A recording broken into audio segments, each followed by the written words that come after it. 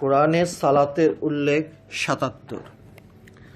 কোরআনের ৭৩ নম্বর সূরা মুজাম্মেলের ২০ নম্বর আয়াতে বলা হয়েছে, এবং সালাত কায়েম করো এবং জাকাত আদায় করো এবং আল্লাহকে সুন্দর ঋণ কারদান হাসানা দাও, এবং নিজেদের নফসের ও জীবাত্মার জন্য যাহা পাঠাইবে ভালো হইতে তাহা পাইবে আল্লাহর নিকটে, উহা খুব ভালো, খাইরান এবং আজমতওয়ালা পুরস্কার, এবং আল্লাহর দিকে মাফ চাও। নিশ্চয়ই আল্লাহ রহিম রূপে, রহমান রূপে নয়, দয়ালু। হুবহু রাখতে গিয়ে বাক্যের সৌন্দর্য কিছুটা হোঁচট খায়। ওয়াকিমুস সালাতা ওয়াতুজ জাকাতা ওয়াকরিদুল্লাহা কারদান হাসানা ওয়া মা তুকদ্দিমু লিআনফুসিকুম মিন খাইরিন তাজিদুহু ইনদাল্লাহি হুয়া খাইরাও ওয়া আযামা আজরান ওয়াস্তাগফিরুল্লাহা ইন্নাল্লাহা গফুরুর রহিম। সূরা মুজাম্মেলের এই ২০ নম্বর আয়াতটি কোরআনের বড় আয়াত কয়েকটির মধ্যে একটি। আমরা ইহার কিছু অংশ বাদ দিয়ে সেই বিষয়টুকুই তুলে ধরতে চেষ্টা করেছি, যে বিষয়টি সালাতের সঙ্গে তথা নামাজের সঙ্গে সংযুক্ত। এখানে সালাত ও জাকাত আদায় করার উপদেশটি দিয়ে একটি এবং শব্দ দিয়ে আল্লাহ বলছেন, আমাকে, আল্লাহকে কর্জে হাসানা দাও তথা সুন্দর ঋণ দাও, কারদান হাসানা। প্রশ্ন আসতে পারে, সর্বশক্তিমান আল্লাহ কি এতই অভাবী যে আপন বান্দার কাছে কর্জ চাইবেন তথা ঋণ চাইবেন? এই সুন্দর ঋণটি যাহা আল্লাহ সালাত ও জাকাতকারীর কাছে চাইছেন, সেই সুন্দর ঋণটি বলতে কি বোঝানো হয়েছে? প্রতিটি নফস তথা জীবাত্মা তথা প্রতিটি মানুষকে আল্লাহ পরীক্ষা করার জন্য এই দুনিয়াতে পাঠিয়েছেন। পরীক্ষার মূল বিষয়টি তথা একমাত্র বিষয়টি হল প্রতিটি নফসের সঙ্গে খান্নাসরূপী শয়তানকে যুক্ত করে দেওয়া হয়েছে।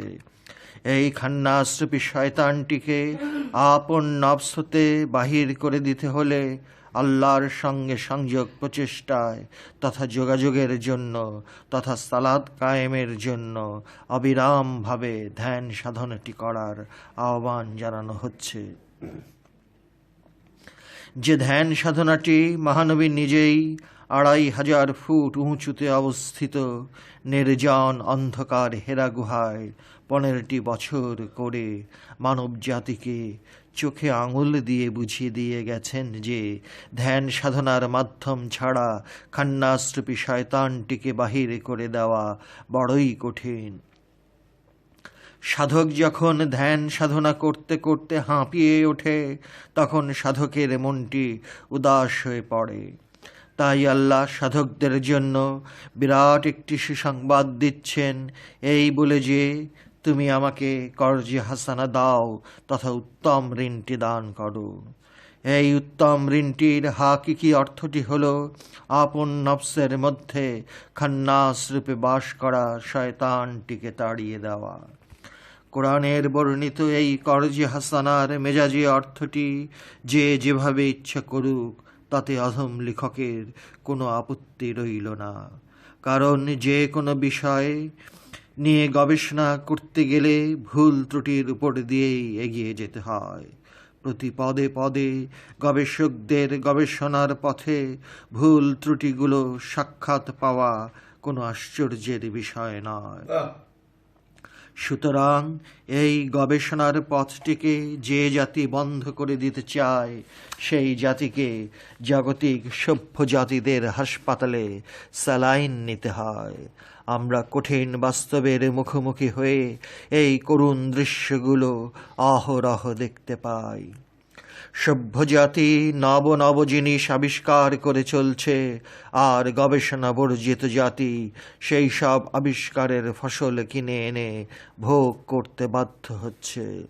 অবশ্যই কথাগুলো মেজাজি ব্যাখ্যার ক্ষেত্রে খাটে, কিন্তু হাকিকি বিষয়ের উপর বিন্দুমাত্র খাটে না। কারণ সাধকদের কোনো জাত নাই, কোনো সংকীর্ণতা নাই, কোনো গণ্ডির বলয়ে সে আবদ্ধ থাকে না। এই করজি হাসানাটি সালাত তথা যোগাযোগ এবং জাকাত তথা নিজের নফসের সাথে যুক্ত খান্নাসটিকে কোরবানি করে দেওয়ার জাকাত, যাতে আদায় করতে পারে তারই জন্য সর্বশক্তিমান আল্লাহ ঋণ চাইছেন। যেহেতু আল্লাহ ঋণ চাইছেন, সেই হেতু এই ঋণটি নিঃসন্দেহে একটি সুন্দর ঋণ, একটি উত্তম ঋণ। সাধকের মঙ্গলের জন্যই আল্লাহ এই ঋণটি চাইছেন, নিজের প্রয়োজনের জন্য নয়। কারণ আল্লাহ অভাবমুক্ত হয়েও সাধকের কাছে যে ঋণটি চাইছেন, সেই ঋণটি আর কিছুই নয়, বরং নফসের সঙ্গে পরীক্ষা করার জন্য যুক্ত করে দেওয়া খান্নাসরূপী শয়তানটিকে তাড়িয়ে দেওয়া। এই খান্নাসের অনেক রকম নাম আছে, যেমন হাস্তি, ক্ষুদি, অহম, ইগোসেন্ট্রিসিটি, আমিত্ব, আমি বলা ইত্যাদি। তাই আমরা দেখতে পাই বিশ্বের বিখ্যাত আল্লাহর ওলি হজরত বাবা মনসুর হাল্লাজ আন আল হক তথা আমি সত্য বলে ঘোষণা করেছেন। আবার একই মানুষ দেহের বিচারে বলা হচ্ছে ফিরাউনও আমি সত্য বলে ঘোষণা করছে। একজন খান্নাসরূপী শয়তানটিকে তাড়িয়ে দিয়ে আমিত্বটিকে বিনাশ করে হাস্তিটিকে সম্পূর্ণরূপে মিটিয়ে দিয়ে আল্লাহতে ফানা হয়ে তথা আপন নফসের অভ্যন্তরে অতি সূক্ষ্ম রুহের অবস্থানটিকে সম্পূর্ণরূপে জাগ্রত করে তুলতে পেরেছেন। বটবৃক্ষের বীজটি খুবই ছোট, কিন্তু ওই বীজ ধাপে ধাপে যখন পরিপূর্ণ বটবৃক্ষে পরিণত হয়, তখন বিশ্বাসী হতে চায় না যে এই বিশাল বটবৃক্ষটি সমস্ত গুণাগুণ ও শক্তি নিয়ে এত ক্ষুদ্র বীজের মধ্যে অবস্থান করেছে। রূহ নামক বীজটি যাহা নফসের কাছেই আছে, একমাত্র মানুষ ও জিনের নফস, অন্য কোনো জীবের সঙ্গে আল্লাহ জাত রূপে থাকেন না। উহাকে সাধক যখন ধাপে ধাপে ধ্যান সাধনার মাধ্যমে তথা সালাত জাকাতের সাহায্যে পরিপূর্ণ বটবৃক্ষের মতো পূর্ণ বিকশিত করে তোলেন, তখন নফসটি রুহের কাছে হারিয়ে যায়। এই হারিয়ে যাওয়াটিকেই ফানাফিল্লাহ বলা হয়। ইহা কাগজে কলমে পাওয়া যায় না, ইহা মোটা মোটা বইতে পাওয়া যায় না, ইহা কথার বস্তাতে পাওয়া যায় না, ইহা তর্ক বিতর্ক ও বাহাসে পাওয়া যায় না, ইহা মাথার জ্ঞান দিয়ে পাওয়া যায় না, বরং বিরাট ধৈর্য ধারণ করে একাগ্রতার সহিত অবিরাম ধ্যান সাধনার মাধ্যমেই পাওয়া যায়। তাই ইহাকে সিনার এলেম বলা হয় তথা বক্ষের জ্ঞান বলা হয়।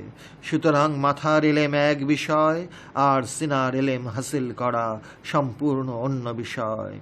সিনার এলেম হাসিল করতে গেলে স্কুল, কলেজ, ভার্সিটি এবং মাদ্রাসা পাস করে হাসিল করা যায় না, কারণ কোনো নবী রসুলই মাদ্রাসা পাস করে নবী রসুল হননি। মাথার এলেমওয়ালাদের পেটে বোমা মারলেও সিনার এলেমের একটি বাক্য বোঝা কষ্টকর হয়ে যায়, অথবা বুঝতে পারলেও ধ্যান সাধনার কষ্টসাধ্য জীবনটিকে জাকাত রূপে আল্লাহকে দান করার প্রশ্নটি ওঠে না। সুতরাং করজি হাসানার কথাটিতে একমাত্র সালাতি ও জাকাতিদের লক্ষ্য করে আল্লাহ উত্তম ঋণটি চাইছেন।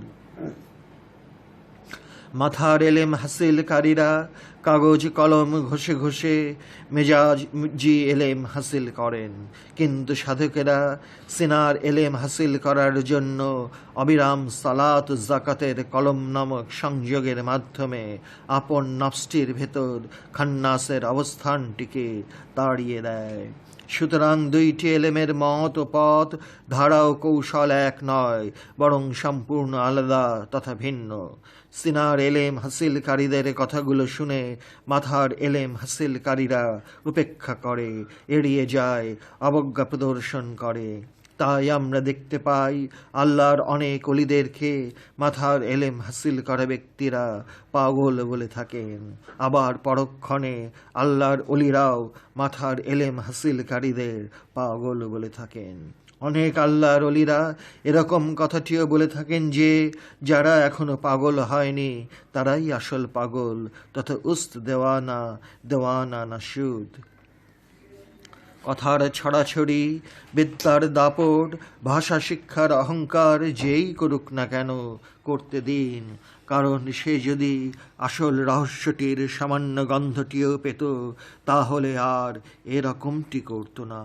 সুতরাং কাকে দোষ দেব?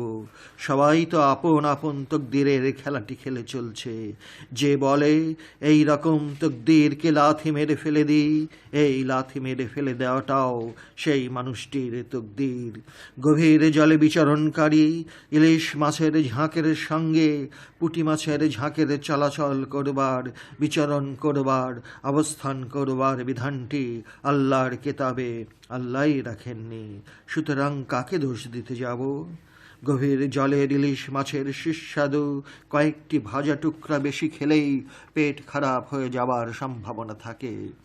আবার 60 ফুট উঁচুতে অবস্থান করা নারিকেল গাছের ডাবটি রোদ বৃষ্টি জলের দাপটে অবস্থান করেও সেই ডাবের জল খেলে খারাপ পেট ভালো হয়ে যায়।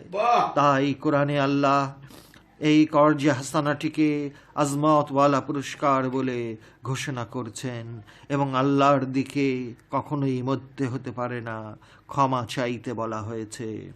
এই ক্ষমাটি তখনই করা হয় যখন সাধক খান্নাসরূপী শয়তানটিকে তাড়িয়ে দিতে পারে।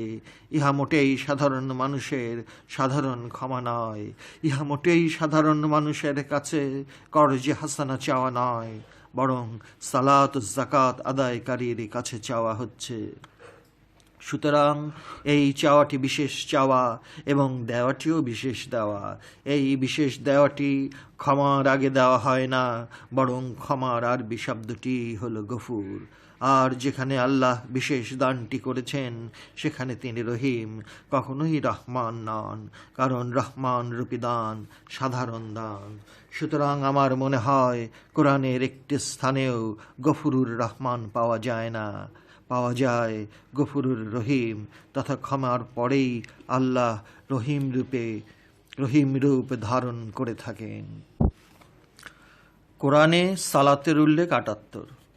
কোরআনের ৭৪ নম্বর সূরা মুদাসসিরের ৪২ হতে ৪৫ নম্বর আয়াতে বলা হয়েছে, কিসে তোমাদিগকে জাহান্নামের আগুন সাকারের মধ্যে ফেলিল? বলিবে, আমরা মুসল্লিদের অন্তর্ভুক্ত ছিলাম না। মা সালাকাকুম ফি সাকার কালু লাম নাকু মিনাল মুসাল্লিন। প্রথমেই বলতে হয় জাহান্নামের আগুন তথা সাকার বলতে কি বুঝায়, এবং এই জাহান্নামের আগুনে কারা জ্বলছে তাদের কথাটিও বলা হয়েছে। তারাই জাহান্নামের আগুনে জ্বলছে যারা মুসল্লিদের দলভুক্ত হতে পারেনি। কোরআনের বাক্যটি আসলে চলমান ঘটনা তথা প্রেজেন্ট কন্টিনিউয়াস টেন্সে অথবা প্রেজেন্ট ইনডেফিনিট টেন্সে বলা হচ্ছে।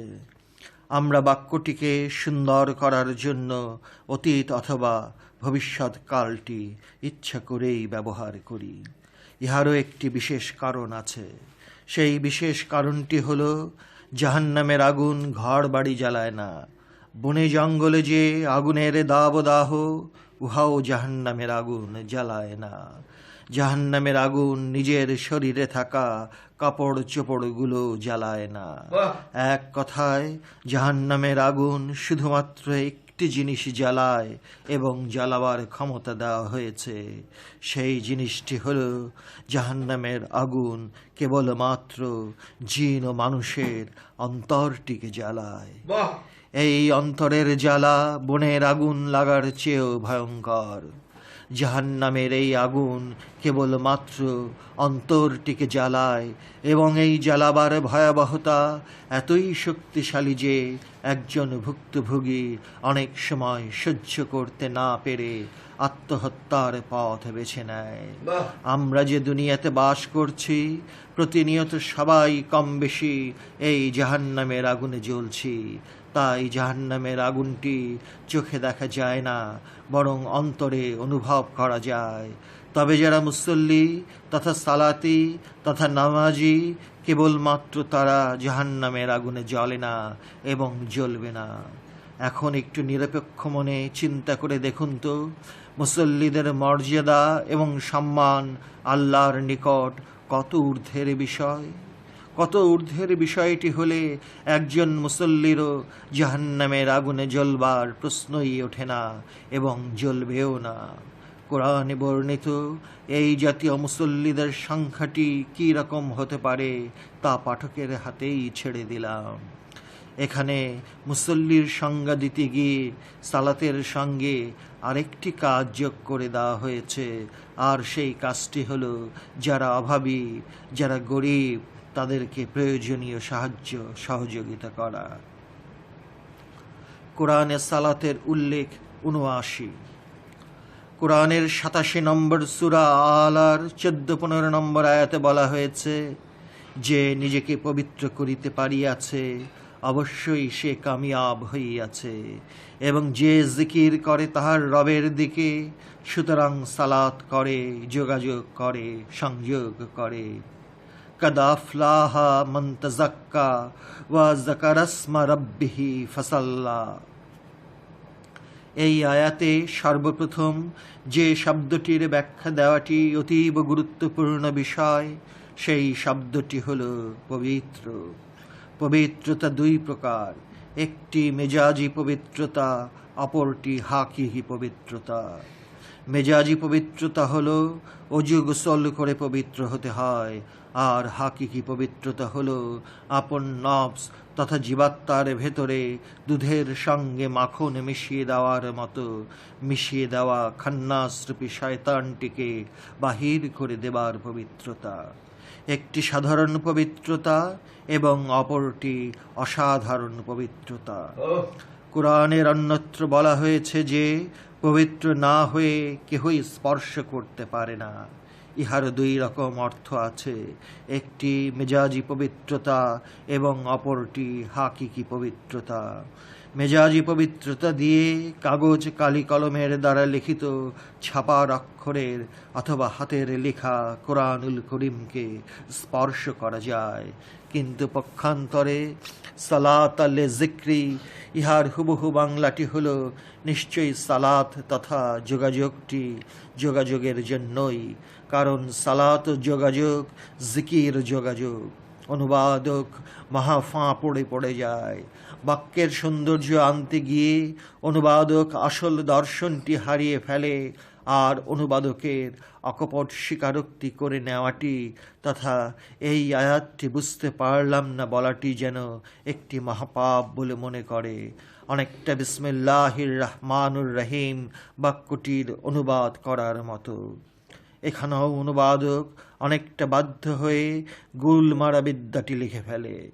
বাধ্য হয়ে বললাম এই জন্য যে অনুবাদক এই আয়াতটির রহস্য না বোঝার দরুন, কারণ রহমান ও দয়ালু, রহিম ও দয়ালু, কিন্তু অনুবাদক বুঝতে পারে না রহমান নামক দয়ালু শব্দটি কোথায় বসবে এবং রহিম নামক দয়ালু শব্দটি কোথায় বসানো হবে।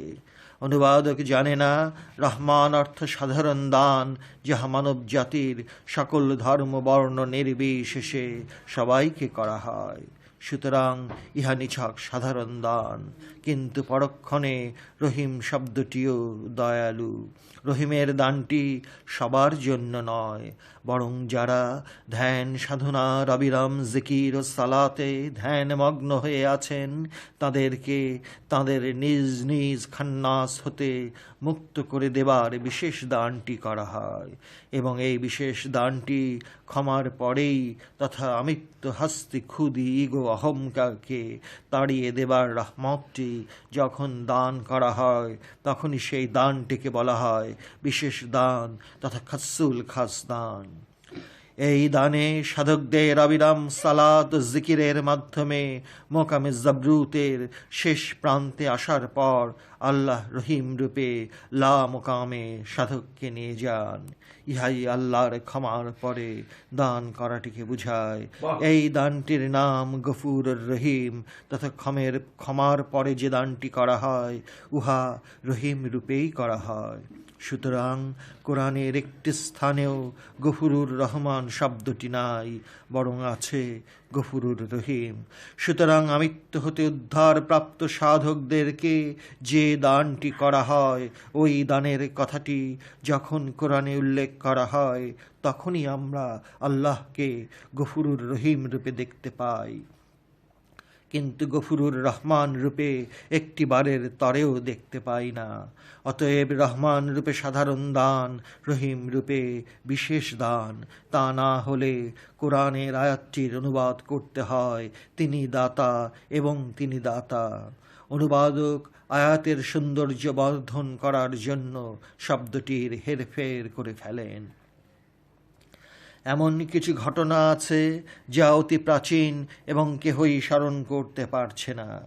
সেইখানে যদি স্মরণ করো কথাটি বলা হয়, তাহলে সেই স্মরণ করো কথাটির আরবি শব্দ জিকিরের আরও অনেক রকম রহস্যপূর্ণ অর্থ থাকতে পারে, যাহা অনুবাদক বুঝেও অনেকটা না বুঝার ভান করে।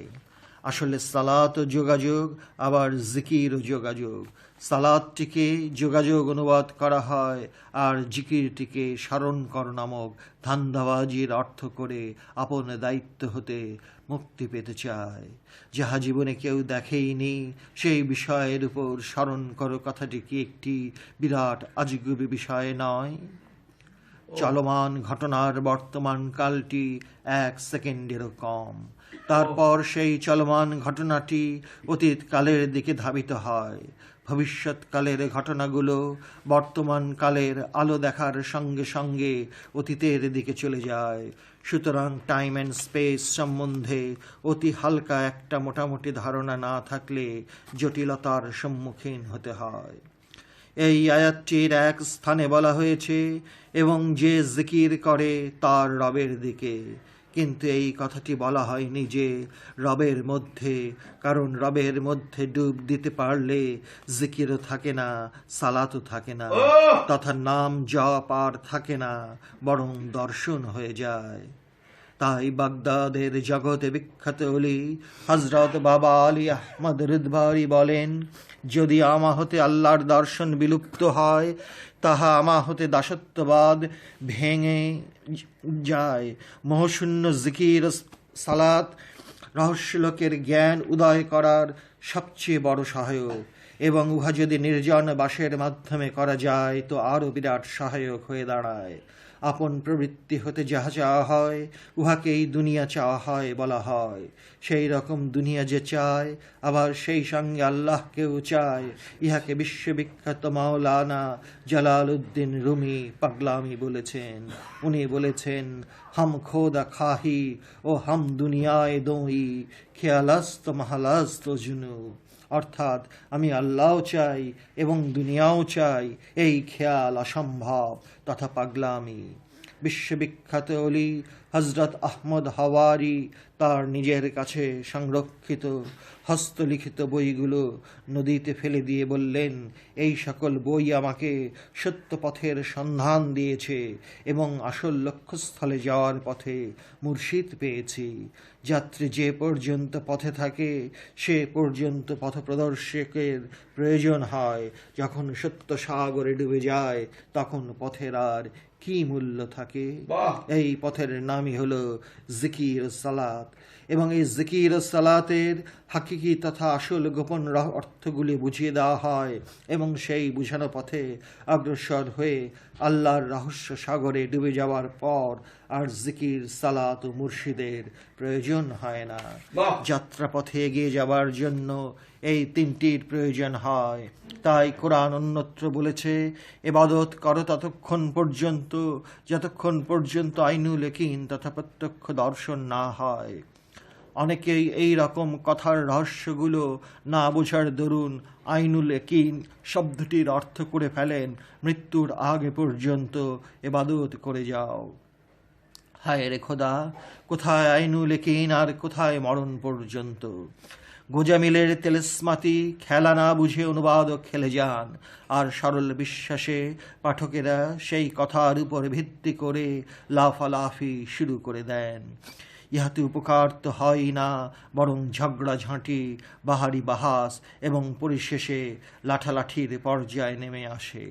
বিশ্ববিখ্যাত অলি হজরত বাবা আলী আহমেদ রুদবারি বলেছেন, যারা আল্লাহর প্রেমিক তাঁরা জীবিত, মরণ তাদের কাছে একটি ঘটনা মাত্র। ঘটনাটি পোশাক বদলাবার, এর বেশি কিছু নয়। বিশ্ববিখ্যাত অলি হজরত আউয়াল হোসেন খেরকানি চমৎকার একটি উপদেশ আল্লাহর পথের যাত্রীদের বলে গেছেন, আর সেই কথাটি হলো, আল্লাহর প্রেমিকের কাছে সকল স্থানই মসজিদ, সকল দিনই শুক্রবার, সকল মাসে রমজান। তিনি যেখানেই থাকেন আল্লাহর সঙ্গে থাকেন। দুনিয়ার সব রকম জ্বালা যন্ত্রণা ধৈর্য সহকারে সহ্য করে অবশেষে ইফতার করতে পেরেছেন। তিনি আরও বলেছেন, মানুষ জিকির সালাতের মাধ্যমে অধ্যাত্মবাদের উন্নত স্থানে অধিষ্ঠিত হতে পারে, কিন্তু বহু ধর্মানুষ্ঠানের মাধ্যমে নহে। বহু ধর্মানুষ্ঠানে নানান রকম কথার চালাচালি হয়, আর জিকির ও সালাতের মাধ্যমে নিজের ভিতরে রূপরূপী রব যখন প্রকাশিত হয়ে পড়ে, তখন আর কথা থাকে না, বরং নির্বাক হয়ে যান। সুতরাং সূরা আলার 15 নম্বর আয়াতে যে বলা হয়েছে, এবং যে জিকির করে তার রবের দিকে, সুতরাং সালাত করে, কথাটির মোটামুটি একটি হালকা ব্যাখ্যা ও বিশ্লেষণ করা হলো। কোরআনে সালাতের উল্লেখ 80। কোরআনের 96 নম্বর সূরা আলাকের 9 ও 10 নম্বর আয়াতে বলা হয়েছে, আপনি কি দেখিয়াছেন যে বাধা দেয় বান্দা যখন সালাতের উপরে? রাইতাল্লাজি ইয়ানহা আবদান ইযা সাল্লা। এই দুটি আয়াতের মেজাজি অর্থটিকে ধরে নিতে হলে মহানবীর সালাতের উপর বাধা প্রদানকারী আবু জাহেলের নামটি এসে পড়ে। যদিও মহানবী সালাতের স্তম্ভ এবং আবু জাহেল বাধা প্রদানকারীদের স্তম্ভ, সম্পূর্ণ দুইটি বিপরীত মেরুতে অবস্থানকারী দুইজনের পরিচয়টির মাধ্যমে সমগ্র মানব জাতিকে বিষয়টি বুঝিয়ে দেবার জন্য কোরআনের এই আয়াতে তুলে ধরা হয়েছে। আবু জাহেল মরে না, মারা যাবার প্রশ্নই ওঠে না, কেবলমাত্র আবু জাহেলের দেহটির মৃত্যু ঘটে। জঘন্যরূপী নরপিশাচ আবু জাহেল মার্কা নফসটির মৃত্যু তথা চির অবসান, এই ঘটনা আগেও হয়নি, পরেও হয় না, এবং ভবিষ্যতেও কোনো দিন হবে না। এখানে আবু জাহেলকে জালেম শক্তির প্রতিমূর্তি রূপে দাঁড় করানো হয়েছে। তাই যুগে যুগে কালে কালে মহানবীর সচ্চা অনুসারীদেরকে এই জালেম আবু জাহেল মার্কা নফসগুলো বাধা দিয়েই যাবে। এই দান্দিক দর্শনের সার্বজনীনতাটি এই কোরআনের আয়াতে তুলে ধরা হয়েছে। তাই প্রথমেই বলা হলো, আবু জাহেলের ঘটনাটি একটি মেজাজি ঘটনা। এই মেজাজি ঘটনার মাধ্যমেই সার্বজনীন চলমান ঘটনাগুলো যে ঘটে চলছে, চলে এবং চলবে, সেই অতি অপ্রিয় সত্য কথাটি তুলে ধরা হয়েছে। এই সূরার শেষ আয়াতে যে মহানবীকে সাবধান করে দেওয়া হয়েছে, উহাও মেজাজি সাবধান তথা মহানবীর জন্য মোটেই নয়। শেষ আয়াতে আরও বলা হয়েছে যে এদেরকে অনুসরণ করবেন না। এই অনুসরণ করার কথাটি মহানবীর উপর কোনো অবস্থাতেই খাটানো যায় না। যদি কেহ জোর করে খাটাতে চায় তাহলে সে 100% কাফের। মহানবীর মাধ্যমে যুগে যুগে মহানবীর অনুসারীদেরকে এই জাতীয় পাপিষ্ঠদের অনুসরণ করতে মানা করে দেওয়া হয়েছে। মানা করার কোরআনের ভাষাটিতে প্রচণ্ড শক্তি প্রয়োগ করা হয়েছে। আরবি ভাষায় কাল্লা শব্দটি দিয়ে বোঝানো হয় কখনোই নয় অথবা কোনো অবস্থাতেই নয়। তারপর বলা হয়েছে সেজদা করুন, এবং সেজদা করুন শব্দটি বলতেও দুই প্রকার অর্থ বোঝানো হয়েছে, একটি মেজাজি, অপরটি হাকিকি। মেজাজি সেজদা বলতে মাটিতে মাথা নত করাকে বোঝায়, আর হাকিকি সেজদাতে বোঝানো হয়ে থাকে মনপ্রাণ এবং সব কিছু, জীবনের সব চাওয়া পাওয়াটুকু আল্লাহর পাক দরবারে উৎসর্গ করে দেবার সেজদাটি। ইহাই হাকিকি সেজদা, ইহাই আপন নফস হতে খান্নাস বর্জিত সেজদা। এই হাকিকি সেজদা দিতে পারলে সেজদাকারী নিজেই বুঝতে পারে যে সে আল্লাহর অতি নিকটবর্তী হয়ে আছেন। আমার নিকটবর্তী হও, কোরআনের এই কথাটির মূল্য অপরিসীম। কিন্তু সাধক যখন হাকিকি সেজদায় জীবনটিকে উৎসর্গ করে দেন, তখন নিজেই বুঝতে পারেন যে তার আপন রব জাত রূপে তারই মাঝে বিকশিত ও প্রকাশিত হয়ে আছেন। দূরে অবস্থানকারী প্রিয় বন্ধুটিকে বারবার ডাকা যায়, কিন্তু সেই প্রিয় বন্ধুটি যখন মুখোমুখি হয়ে দাঁড়ায়, তখন আর ডাকার প্রয়োজনটি থাকে না। কিন্তু তখনও যদি কেউ ঘাউরামি করে ডাকতে থাকে, তাহলে সেই প্রিয় বন্ধুটি তাকে পাগল মনে করবে। সুতরাং দূরে থাকলে ডাক আছে, অতি নিকটে থাকলে আর ডাক আসে না। সুতরাং দর্শনের বাহিরে ডাকাডাকি, চিল্লাচিল্লি, বাহারি আস্ফালন এবং ঠাট বাটের উপাসনাগুলো থাকে। কিন্তু যখন যাকে এত ডাকাডাকি করা হচ্ছে, সেই ডাকের প্রাণ প্রিয়টি আপন নফসের ভিতর হতে স্বরূপে উদ্ভাসিত হয়ে ওঠেন, প্রকাশিত হয়ে পড়েন, বিকাশমান রূপ ধারণ করেন, তখন ডাকের বদলে নির্বাক হয়ে যান। তাই চরম মুহূর্তে প্রভুকে আর ডাকা যায় না, কারণ প্রভু তো নিজের মাঝেই সমাসীন। কোরআনুল হাকিমের প্রায় অধিকাংশ আয়াতে আমরা মেজাজি এবং হাকিকি দুটো রূপই দেখতে পাই। এ যেন বৈষয়িক এবং অধ্যাত্মবাদের দান্দিক দর্শনের ফলশ্রুতি। এই উপসংহারটুকু যারা বুঝতে পারে না, বা যারা বোঝার শক্তি অর্জন করেনি, বা বুঝবার মতো জ্ঞান দান করা হয়নি যাদের, তাদেরকেই বা কী দোষ দিতে যাব? পরিশেষে একটি কথা বলতে বাধ্য হচ্ছি যে আবু জাহেলের হাত, পা, মাথা, মুন্ড, চোখ, কান, নাক তথা সমগ্র দেহটি তৌহিদে বাস করে, এবং যাহা তৌহিদে বাস করে উহাই মুসলমান। সুতরাং আবু জাহেলের দেহটি মুসলমান হলেও আবু জাহেল নামক নফসটি হল প্রচণ্ড কাফের এবং ভীতিপ্রদ কাফের। আবু জাহেল মোটেই সাধারণ কাফের নয়, এবং আবু জাহেলের নফসটি মোটেই সাধারণ কাফের নয়, বরং শয়তানের 4টি রূপ দিয়ে টাইট করে বাঁধানো একটি বিভীষিকাময় কাফের। শয়তানের যে 4টি রূপ, তথা ইবলিস, শয়তান, মরদুদ এবং খান্নাস, এই 4টি পরিপূর্ণ রূপে আবু জাহেলের নফসটিকে চন্দ্রগ্রহণ, সূর্যগ্রহণের মতো সম্পূর্ণ গিলে ফেলেছে। তাই আবু জাহেল এবং তার মতো অনুসারীরা যেদিকেই তাকায়, সেই তাকানোর মাঝে ধ্বংস আর বিভীষিকা লেলিহান জিওবার মতো লক লক করছে। আবু জাহেলের দেহটি একটি পোশাক, ছিন্ন পোশাক ফেলে দিয়ে মানুষ যেমন নূতন পোশাক ধারণ করে, সেই রকম আবু জাহেলেরা যুগে যুগে পুরাতন পোশাকগুলো ফেলে দিয়ে নূতন শয়তানি পোশাক ধারণ করে মানব সমাজ জীবনটিকে অস্থির করে তোলে। আবু জাহেলের নফসটি যখন দেহ হতে বিদায় গ্রহণ করল, তখন দেহটির নাম হয়ে যায় লাশ। আবু জাহেলের লাশের আকার ধরে নিলাম 3.5 হাত, কিন্তু মহাপাপিষ্ট আবু জাহেল নামক নফসটি, যাহা চর্মচক্ষে দেখা যায় না, উহা মাপা যায় না, তখন উহাকে আমরা অপশক্তি রূপে আখ্যায়িত করি। সুতরাং আবু জাহেল ব্যক্তি আবু জাহেল একটি মেজাজি উদাহরণ, আর হাকিকি আবু জাহেল যুগে যুগে কালে কালে চলমান একটি অভিশপ্ত দানবীয় শক্তি। এই শক্তি হতে কেমন করে মুক্তি পাওয়া যায়, তারই ব্যবস্থাপত্রটির নাম কোরআনুল মুবিন, এবং এই কোরআনুল মুবিনের যিনি স্রষ্টা, তিনি হলেন আল্লাহ জাল্লা শানাহু জুল জালালুহুল ইকরাম।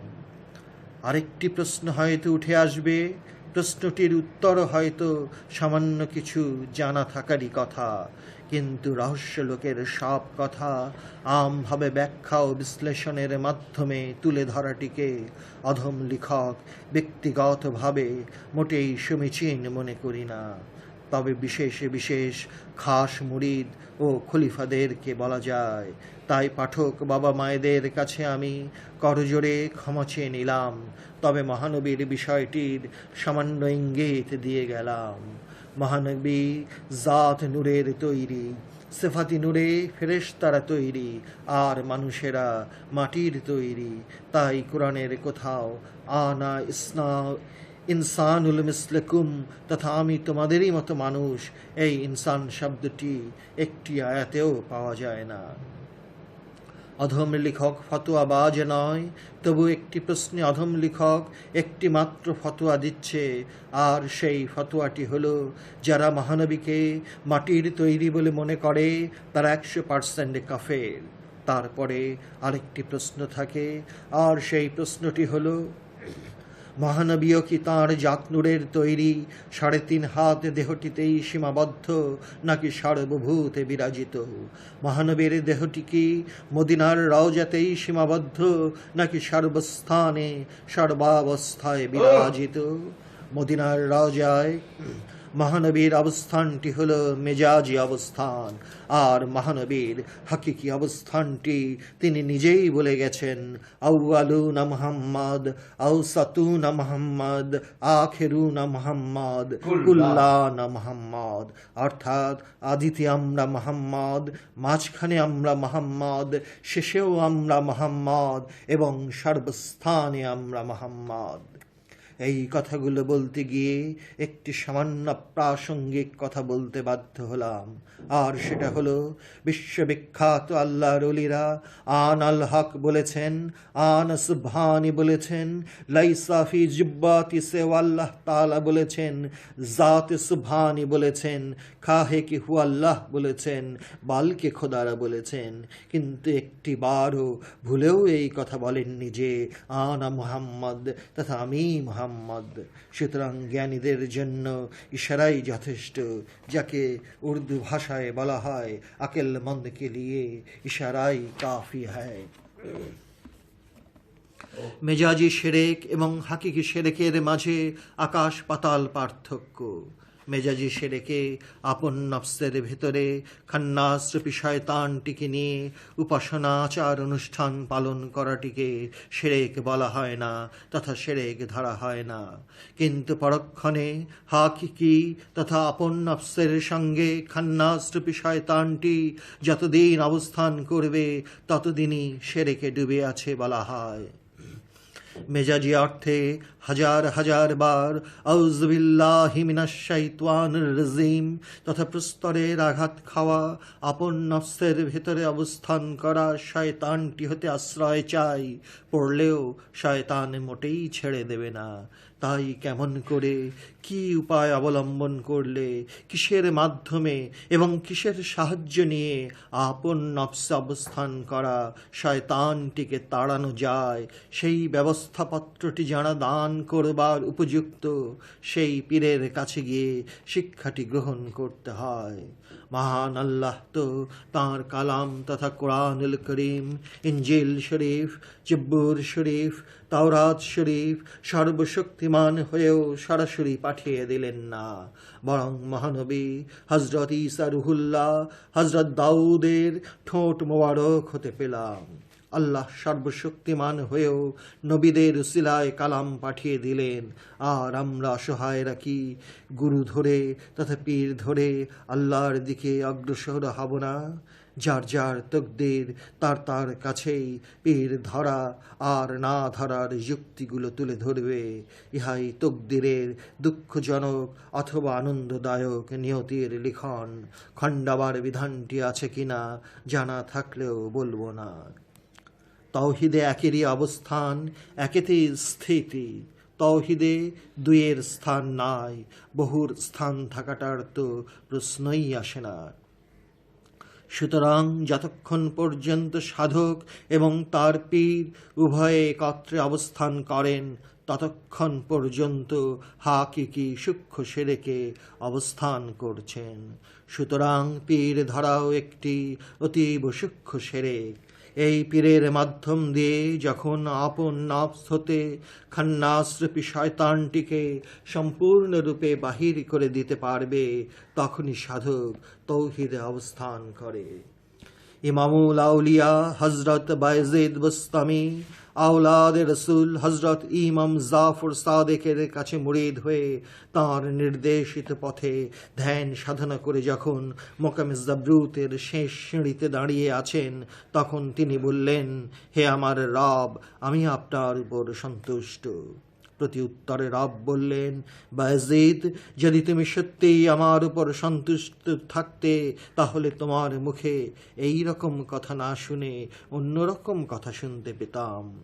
বায়েজিদ লজ্জিত হয়ে আবার কঠোর ধ্যান সাধনার রেয়াজতে মশগুল হয়ে গেলেন এবং কিছুদিন পরে বলে ফেললেন, আনা সুবহানি মা জামুশানি, অর্থাৎ আমি সুবহানি, সব শান আমারই।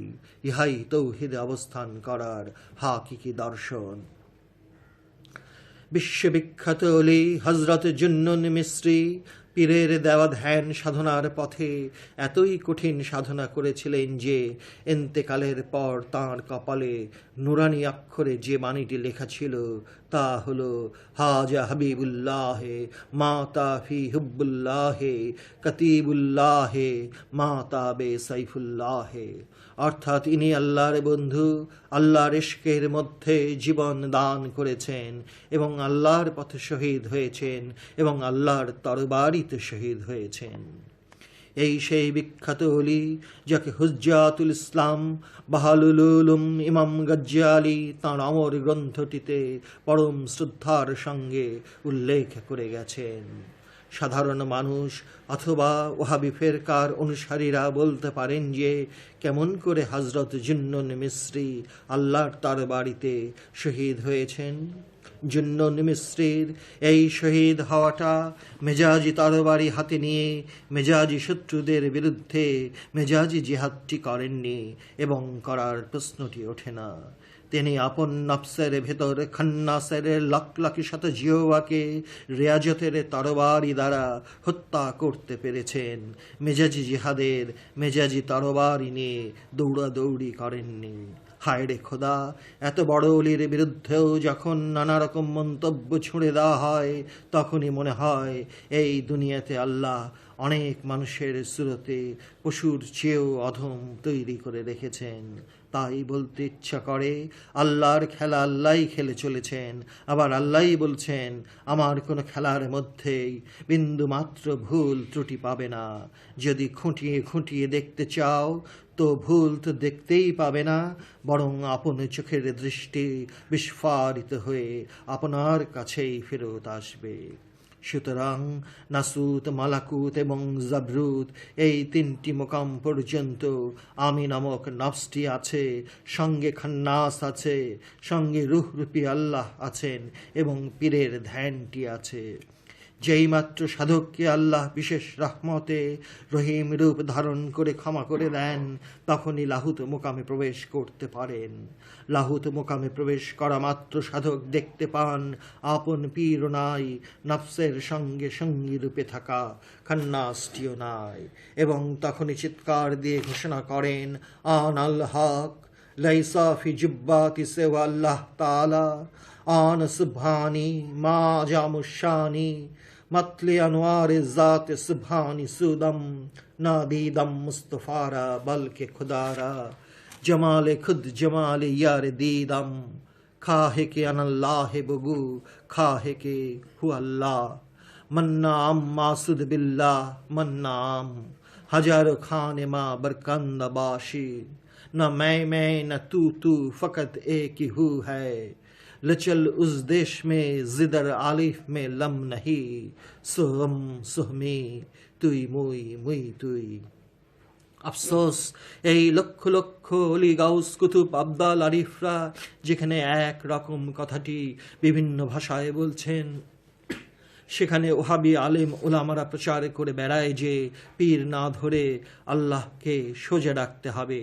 ওহাবি আলেম ওলামারা কথাটি যদি সত্য বলে ধরে নেই, তাহলে এই লক্ষ লক্ষ বিশ্ববিখ্যাত অলিরা সবাই 420 হয়ে যায়। আর যদি এই অলিদের কথাগুলো নিরেট সত্য কথাটি বলে মনে হয়, তাহলে ওহাবি আলেম উলামারা 420 হয়ে যায়। এখন পাঠক বাবা মায়েদের কাছেই বিচারের ভারটি তুলে দিলাম, কারটা গ্রহণ করে নেবে। তবে আপন বাবারও সাধ্য নয় যে আপনি কোনটি গ্রহণ করে নেবেন। কেন?